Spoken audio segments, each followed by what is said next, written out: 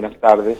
Recién hicimos un repaso. Primero, antes de meternos en el Congreso, quiero darte la posibilidad, si tenés alguna mirada, alguna preocupación en torno a lo que está pasando con el tema del incidente con el ferrocarril San Martín. No para los detalles, que por supuesto habrá que conocerlos y demás, pero sí porque los laburantes lo que están señalando es, bueno, la desinversión, el desmantelamiento, todo lo que tiene que ver con retirar al Estado de estas situaciones, y quizá tenías una mirada, Carlos. Sí, yo no tengo ningún detalle y vos sabés que a mí me gusta siempre Esperar. ser prudente, Sí. pero que no hay ninguna duda que cuando vos desarmás los mecanismos de investigación, de desarrollo, de control, etcétera, que para algunos son innecesarios porque la ciencia y la tecnología está de más y qué sé yo cuánto, estás aumentando los riesgos. Cuando el personal aeronáutico tiene los días de descanso que tiene, no es porque no le gusta laburar, es porque hace falta. Entonces vos podés eficientizar, entre comillas, el costo eliminando los descansos, pero estás aumentándole el riesgo a los pasajeros. Estaba viendo yo una nota que es muy interesante, porque una nota de abril, del 8 de abril creo, que le hacían a una profesional a la que estaban despidiendo de una empresa subsidiaria de ferrocarriles. Así arrancamos el programa, con ese testimonio. Bueno, por eso. Y bueno, me parece que ese es el tema. Yo no sé cuánto de eso hay directamente, pero que tener tecnología y tener más controles, y si yo veo al dirigente ferroviario decir que hay cosas que se están haciendo manuales porque no hay tecnología para hacerlo, alguna incidencia tiene. Uh-huh. Y esto es un llamado más de atención para los que niegan el tema del Estado presente en todos los planos, porque esto después, si hablamos de salud, si hablamos de educación, Claro. en el tema que toques te vas a encontrar con lo mismo. Lo que no quiere decir que aún con mucha presencia y poniendo muchos recursos no sean cosas para mejorar o hacerlo más eficiente. Eso... No, y eso de ninguna manera. ¿Cómo vamos a estar en contra de la eficiencia? ¿Y cómo vamos a estar en contra de que haya ñoquis? Pero yo, no sé si lo dije con voz al aire, pero yo daba el otro día un ejemplo. Decía, durante la gestión de Macri hubo un escándalo con el director del Garrahan. Sí. No me acuerdo qué chanchullo hacía en beneficio propio. Sí, usaba las tarjetas de crédito corporativa, las usaba la tarjeta de crédito corporativa para sus cosas personales. Así es. Pero a nadie se le ocurrió que había que privatizar el Garrahan por eso. Había que echarlo al tipo y en todo caso sancionarlo si había cometido un delito. Uh-huh. Pero no por eso vos ibas a decir que hay que privatizar el Garrahan. Entonces, si vos tenés en algún lugar corrupción, hay que atacarla con todo. Ineficiencia, hay que corregirla. Pero no hay que matar la vaca, es una locura esto. Uh-huh. Bueno, Carlos, gracias. Quería pedirte una mirada sobre esto, sabiendo lo prudente que sos, como corresponde por otra parte. La misma prudencia que le cabe a un dirigente político nos cabe a nosotros en general, esperar a ver cuáles son las pericias. Claro. Vamos trabajando sobre lo que se va conociendo. Pero, insisto, no hay duda que existencia de tecnología y de control y qué sé yo cuánto, seguro que contribuyen a acotar los riesgos. Carlos, recién hacíamos un repaso de las voces de la semana y la verdad que esta semana fue calle y palacio, ¿no? Calle y Congreso. Quiero preguntarte cómo estás viendo la discusión en el Senado. Ayer hablando con Mariano Recalde y consolidando los 33 votos, en todo caso de Unión por la Patria, o la traducción que tiene Unión por la Patria en el Senado. Decía, bueno, está la moneda en el aire y no solamente para lo particular, también para la aprobación en general de la ley bases. Lo mismo podrá decir eventualmente el gobierno. Pero te quiero decir si estás viendo algún impacto distinto en el Congreso de lo que pasa en la calle. Tuvimos en este caso el paro general. Mirá, yo voy a volver a decir lo que dije el otro día. Los discursos que hubo en el debate en diputados muestran que es difícil defender los contenidos de esas leyes, de esos proyectos de ley. no son leyes. Y por eso escuchamos esos discursos extraños, condenatorios del contenido, y como total después cuando se vota se aprieta un botón, votando al revés. De cualquier manera, creo que lo que pasó en diputados sirvió y pone una mayor claridad de qué es lo que se está discutiendo en el Senado, porque cuando el tema entró en diputados nadie sabía, el RIGI eran 4 letras. Sí, total, sí. Y claro, y ahora ya sabemos lo que es el RIGI. Y ahora ya sabemos que... El contorno de los temas más acuciantes de ley bases y paquete fiscal me parece que está, ¿no? Ganancia, moratoria, RIGI. Blanqueo. Bienes personales. No, es ancho el contorno. Sí, digo pero... ¿dónde uno siente, Carlos, que hay una trascendencia entre quienes estamos todo el día pensando en esto, buscando entrevistas, conversando, queriendo conocer, y la sociedad en general da la sensación que eso fue permeando y que el contorno general de estos temas está? Es cierto, por eso digo que es más difícil para un senador o una senadora volver a hacer lo que hicieron algunos diputados. Más difícil, no digo que no pase, pero digo que se les va a hacer más difícil, porque algunas cosas ya se instalaron. Por eso hoy leo declaraciones del ministro del Interior de que incluso están negociando en ganancias y RIGI cambios. Sí. Es decir, el gobierno tampoco come vidrio y no va, como dijo alguna vez el presidente, bueno, si lo aprueban bien y si no, lo haremos igual sin la ley. ¿Te acordás? Sí. Porque eso lo dijo cuando la versión original, sin embargo hicieron otra versión y sin embargo parecen dispuestos a volver a introducir más cambios. Y digo esto para entender entonces que ni la resistencia popular a través de todas estas expresiones que vos enumeraste, ni el debate que ya se hizo aunque se perdió, son estériles. Forman parte de un proceso, que es lo que a veces cuesta que se entienda. ¿A quién no le gustaría que sea distinto? Pero bueno, es así. No es un dato menor que hayan tenido que modificar todo lo que ya tuvieron que modificar y que vuelvan a decir que van a seguir modificando para ver si pueden evitar que se les caiga todo. Sí, claro. No es un dato menor. Porque el gobierno también lee eso. El gobierno también... Así es. Cómo va circulando, digamos, lo que implica... Así es. Claro.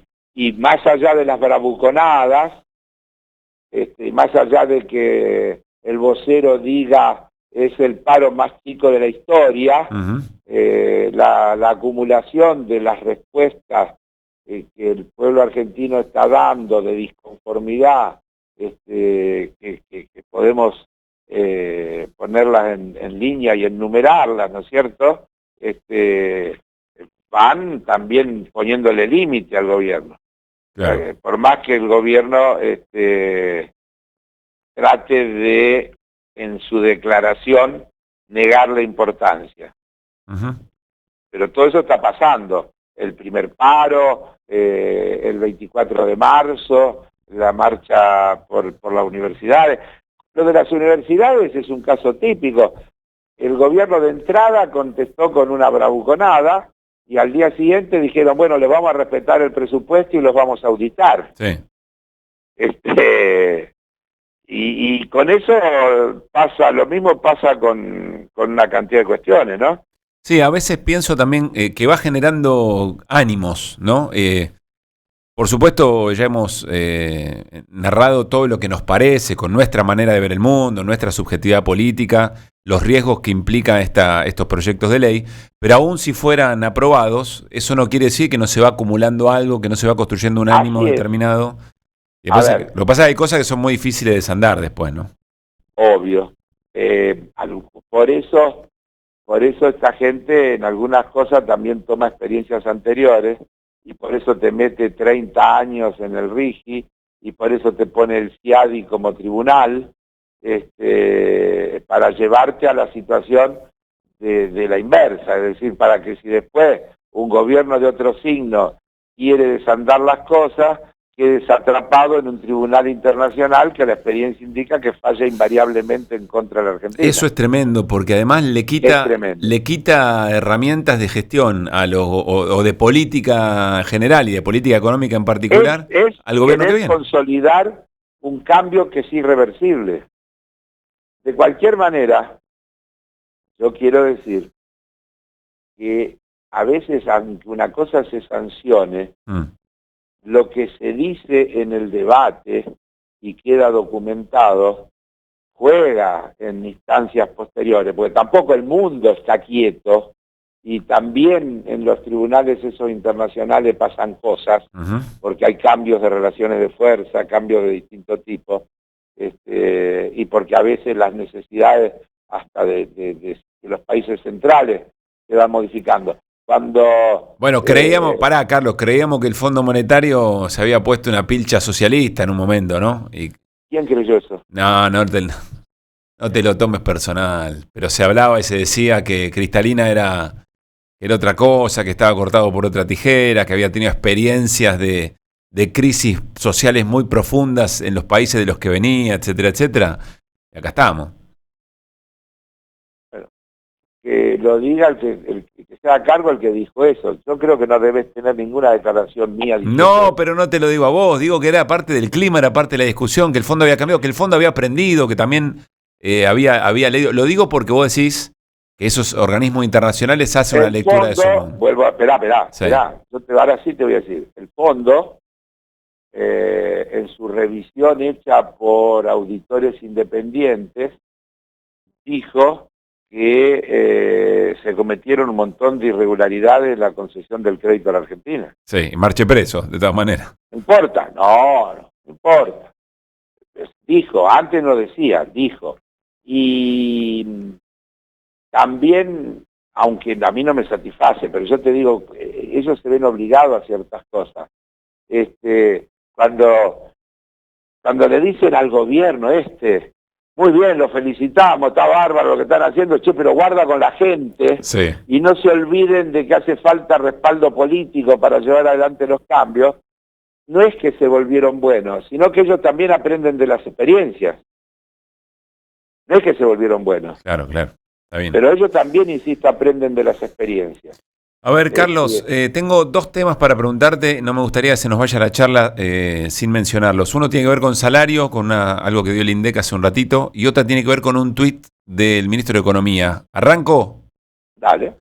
Dijo Luis Caputo en su red social X: el crédito hipotecario es uno de los pilares de este gobierno, que apenas 5 meses de haber asumido y considerando estábamos más cerca de una hiper que de otra cosa, los bancos ya estén impulsando fuertemente estos créditos, es una noticia espectacular, pone con mayúscula y banderas argentinas.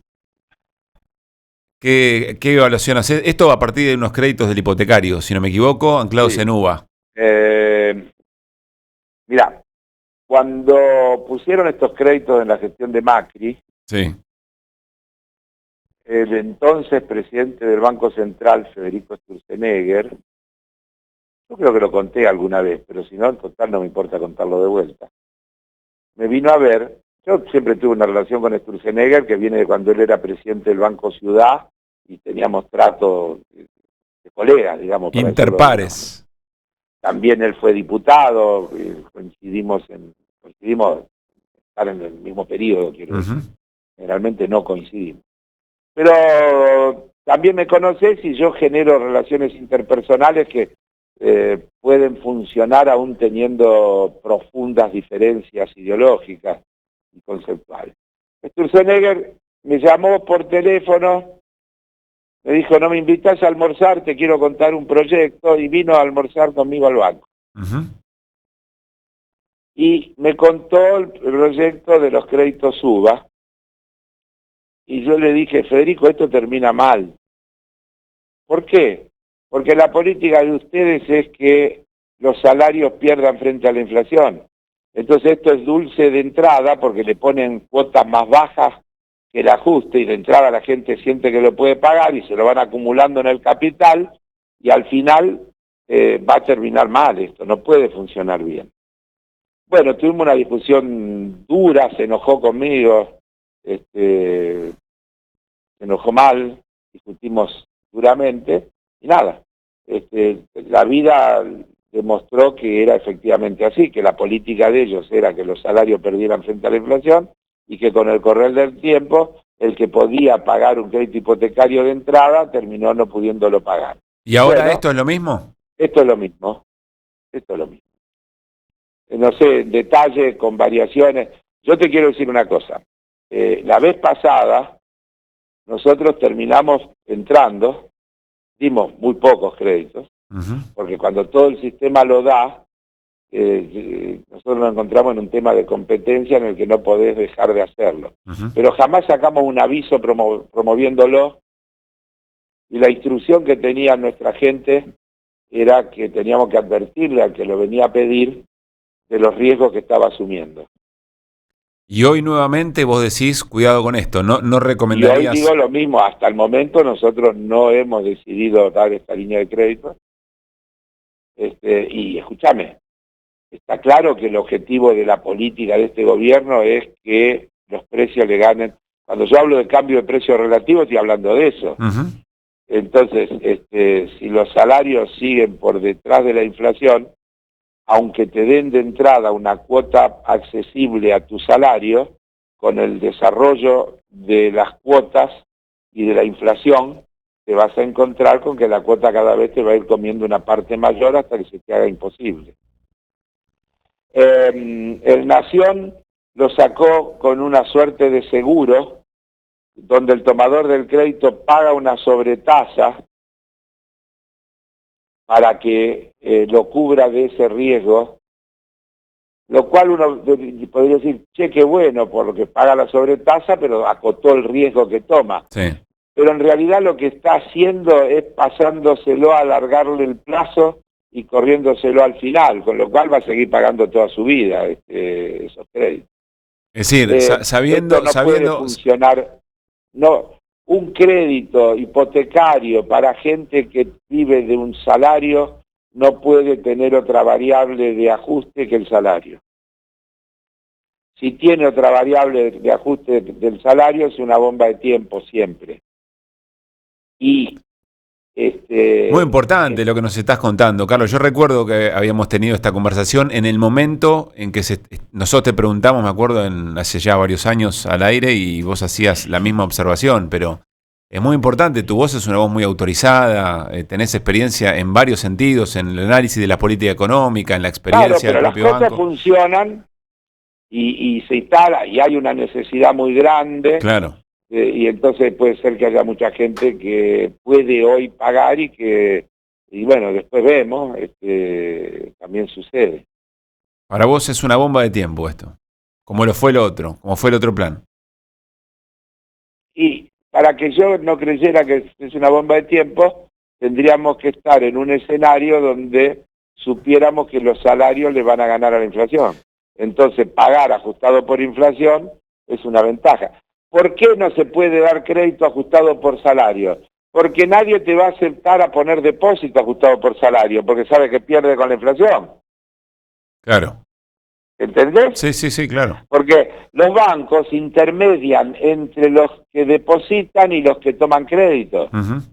Y entonces, cuando vos tenés sobre todo carteras a largo plazo, como las hipotecarias, tenés que calzarlas con depósitos también de largo plazo que se ajusten por variables similares. Clarísimo. De lo contrario, estás comprando un riesgo que después cuando te explota no sabes cómo resolverlo. Bueno, aprovecho para el otro elemento que quería preguntarte un poco a la pasada sobre el final de la charla, que tiene que ver con el índice de salarios que acaba de publicar el INDEC.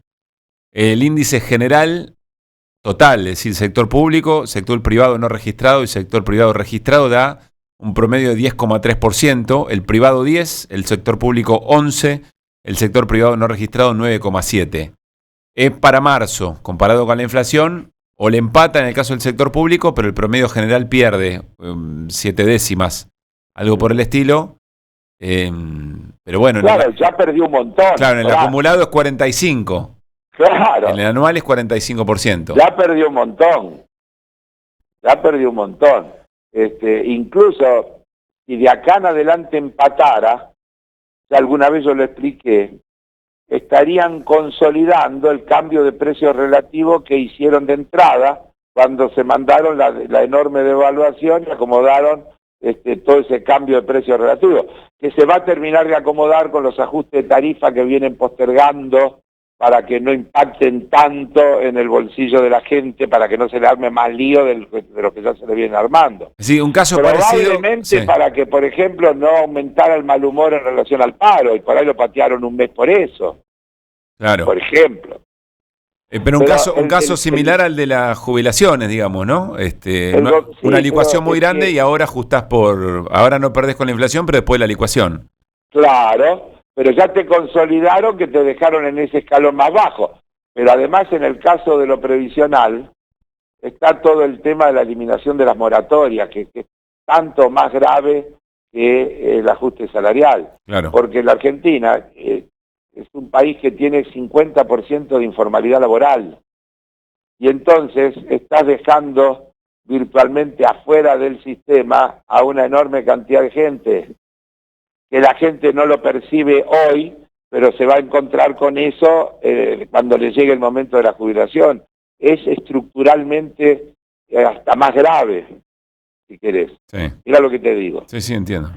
Las moratorias, que no eran un regalo, que los muchachos mienten, porque la moratoria era que te podías jubilar y te descontaban en cuotas los aportes que te faltaban para llegar a tener los aportes completos.